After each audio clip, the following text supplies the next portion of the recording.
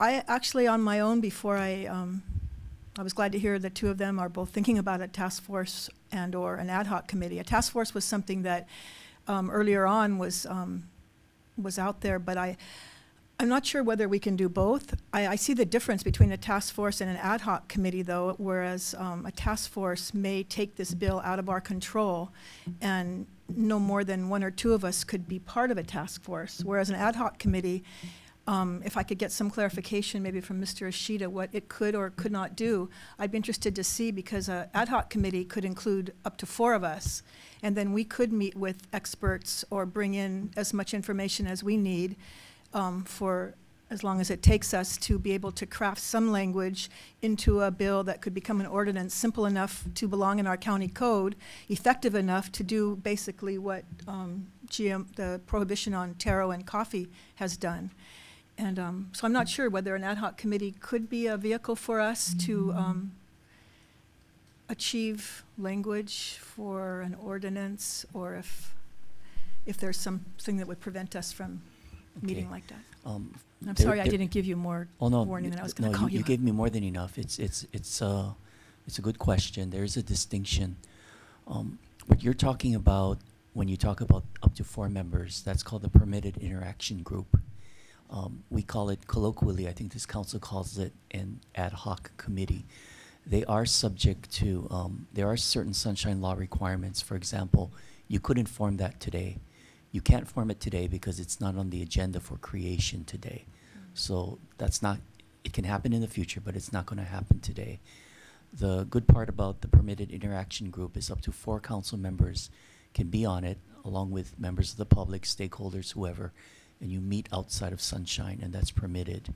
And as long as you report back, and you all know the rest, right? The danger with setting up what you're talking about, a task force, okay? There is some danger to that.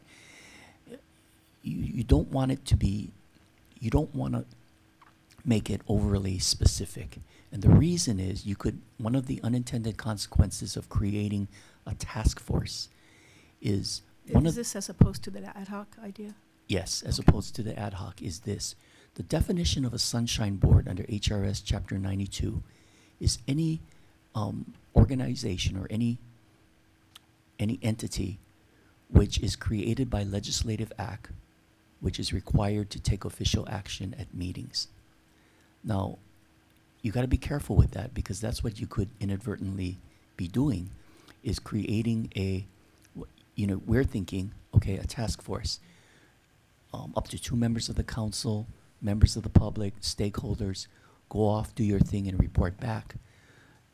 I'm not sure that it's as simple as that.